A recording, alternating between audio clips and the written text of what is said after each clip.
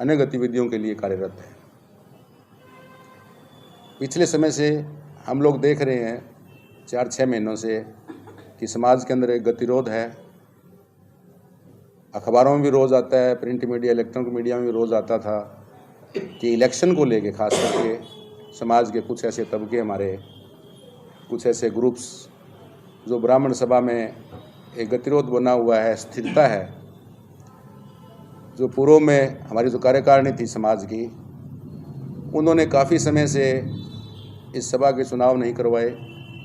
अगर करवाए तो अनऑफिशियली अपने हिसाब से ही सिस्टम सेट करके सभा को चलाते रहे और सरकार के पास, डिस्ट्रिक्ट रजिस्ट्रार सोसाइटीज़ के पास 2012-13 के बाद कोई इन्फॉर्मेशन नहीं है कि कब चुनाव हुए, क्या तुम्हारा आय व्यय का स्रोत है।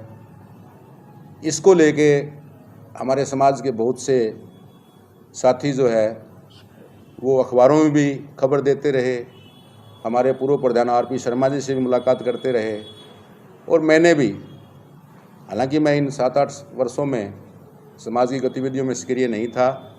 पूर्व में जब डॉक्टर राधेश्याम शर्मा जी 2000 के आसपास अध्यक्ष थे ब्राह्मण सभा के, तो उस समय मैं युवा ब्राह्मण सभा का अध्यक्ष था। जब भव्य धर्मशाला भी बनी समाज के लिए, और भी काम होते रहे। उसके बाद और भी साथियों ने बहुत काम किया। हीरालाल जी शर्मा यहाँ बैठे हैं, वेद जी बैठे हैं, मेघनाथ जी, डॉक्टर साहब, सभी लोगों का इस संस्था को 4 चांद लगाने के लिए योगदान रहा है। लेकिन पूरा समाज ये पिछले दिनों महसूस कर रहा था, सिरसा का जो दूसरी जातियों के साथी भी हैं, वो भी गाए बगाए हमसे बात करते थे कि यार ब्राह्मण समाज में क्या हो रहा है। क्योंकि आपको पता है ब्राह्मण सोसाइटी में टॉर्च बीरर है, सारे समाज उसकी तरफ देखते हैं। तो इस स्थिति को सरकार ने भी भांपा। सरकार के पास भी रिप्रेजेंटेशन गए बहुत से लोगों के, जी चुनाव नहीं हो रहे हैं, सभा में ठीक से कार्य नहीं कर रही है।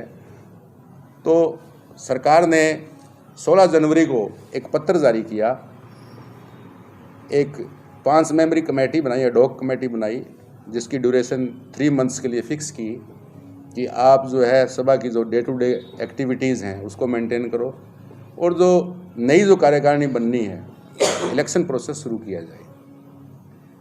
उस 5 मेंबरी कमेटी में मैं, प्रोफेसर दयानंद शर्मा, हीरालाल जी, डॉक्टर राजेंद्र जी, वैद्य चाडीवाल जी और मेघनाथ जी शर्मा, हमारे पास भी लेटर आया और इस लेटर में खास स्पष्ट लिखा हुआ है कि पिछले काफ़ी समय से जो है, कहो तो मैं पढ़ के सुना देता हूँ आपको, काफ़ी समय से जो प्रतिवेदन सरकार को मिल रहे हैं कि ब्राह्मण सभा एक रजिस्टर्ड संस्था है, ये कोई घर की दुकान नहीं है किसी की।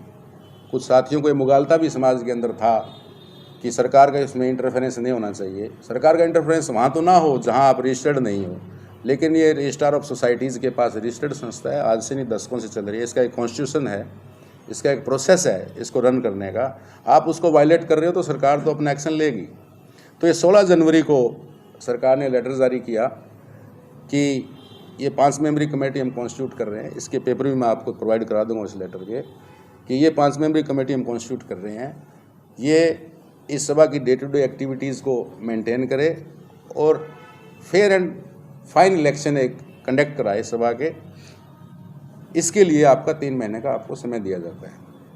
और जो आउटगोइंग जो बॉडी है, हमारे पूर्व में अध्यक्ष रहे हैं श्री आरपी शर्मा जी, काफ़ी समय तक रहे हैं, उनको भी डायरेक्शन दी गई कि आप जो सभा का जो पूरा रिकॉर्ड है इनको हैंड ओवर करो ताकि ये अपना प्रोसेस शुरू कर सके। अब ये जो लेटर जारी हुआ, उनके पास ये पत्र गया, हमारे पास पत्र आया।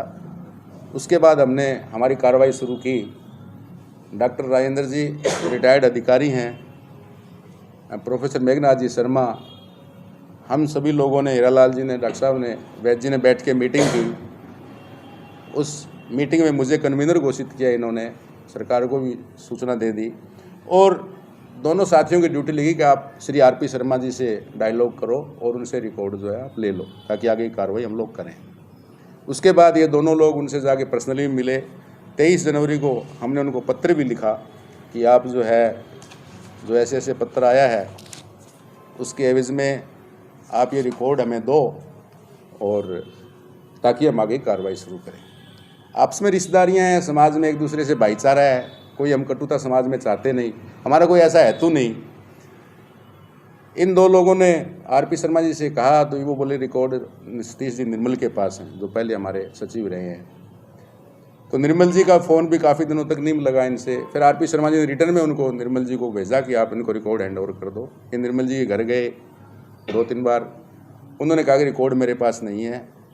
फिर मैंने जो है सोचा कि आरपी शर्मा जी से व्यक्तिगत रूप में बात करता। मैं उनके घर गया, हमारे बड़े भाई हैं, बड़े सौहार्दपूर्ण संबंध हमारे उनके साथ। मैंने उनको कहा कि भाई साहब ऐसा है कि समाज के अंदर अगर प्रश्न उठ रहे हैं तो आप इस चीज़ का निदान करिए, आप रिकॉर्ड हमें हैंड ओवर कर दो, हम प्रोसेस शुरू करके, आपको अध्यक्ष बनना है तो आप बन जाइए, किसी और ने बनना है वो बन जाएगा। वो कहता नहीं, मेरी कोई इच्छा नहीं है, और आप जो है परसों आ जाना, राकेश वत्स के पास रिकॉर्ड है, मैं आपको लेके दे दूँगा। ये बात सैटरडे की है। मंडे को मैं कोर्ट में दिन में गया उनको रिमाइंड कराने के लिए कि मैं शाम को आपके समय आऊँगा। वो कहते ठीक है, आप शाम को आ जाओ। जब मैं उनके पास शाम को गया तो उन्होंने कहा कि राकेश वत्स से बात करो आप। तो मैंने कहा अध्यक्ष जी, मेरा राकेश वत्स जी से बात करना ठीक नहीं है, रिकॉर्ड आपने उनको हैंड ओवर कर रखा, तो आप उनको कहिए, मैं क्या बात करूँ उनसे। तो उन्होंने फिर अपने फ़ोन से फ़ोन मिला के मुझे दे दिया।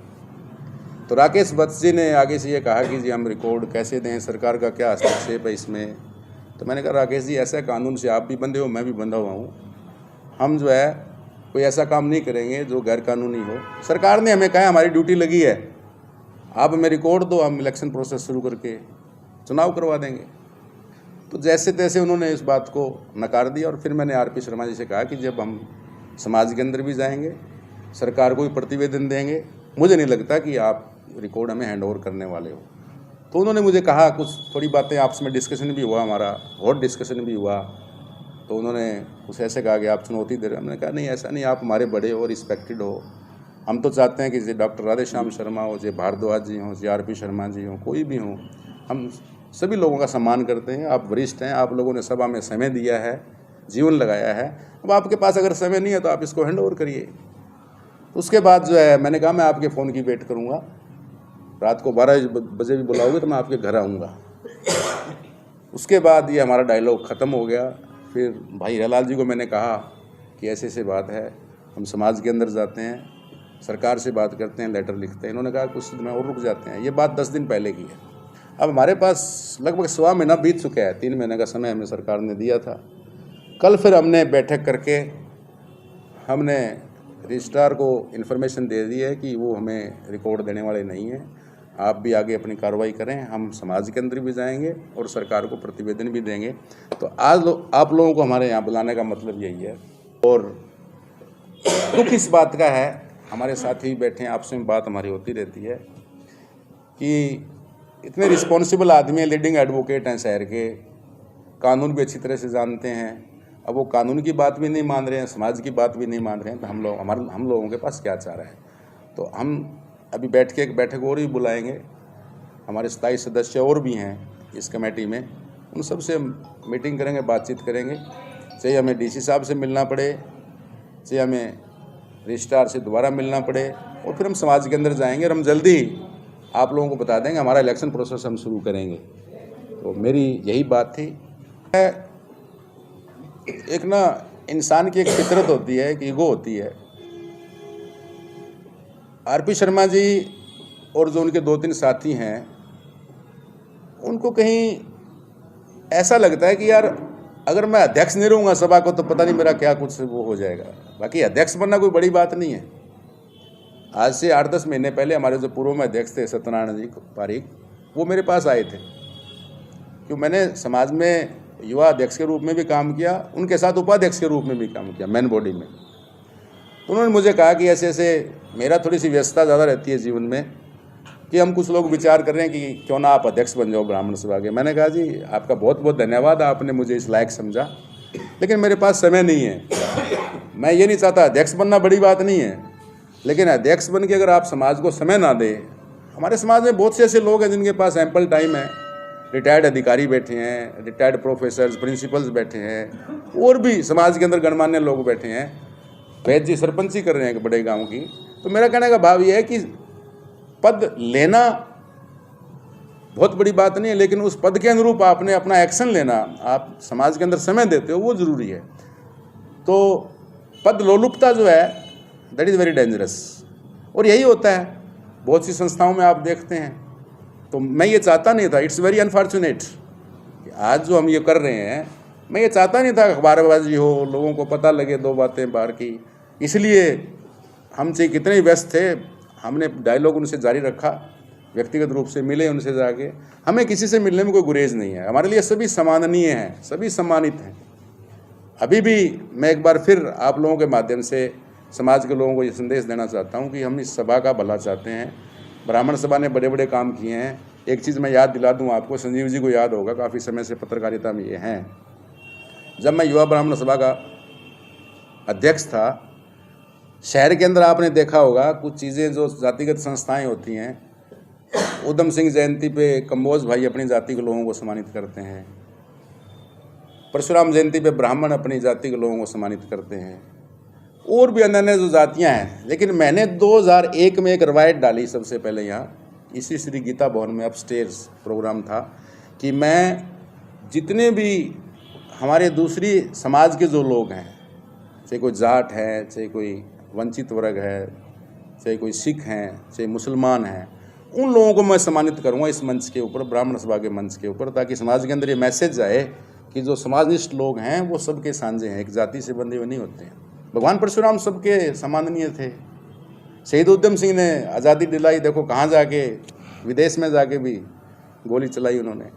किसी भी जाति में, चाहे कोई जाट भाई हो, चाहे कोई हरिजन भाई हो, चाहे वाल्मीकि समाज के लोग हों, चाहे हमारे अरोड़ा समाज के लोग हों, वैश्य समाज के लोग हों, जातिगत संस्थाओं का रोल होना चाहिए कि समाज के अंदर जो अच्छे लोग हैं उनको आगे बढ़ाएं, उनको प्रोत्साहित करें। तो उसका एक रिजल्ट है आज संजीव भाई और आप सभी लोगों को, आप देख लेना, दूसरी जातियों के लोग भी अब ये काम करने लग गए हैं। मैंने इसी प्रांगण के अंदर 2001 के अंदर प्रोग्राम किया था, सभी जातियों के लोगों को सम्मानित किया। तो मैं तो यही चाहता हूँ कि हमारी नीयत बिल्कुल साफ़ है।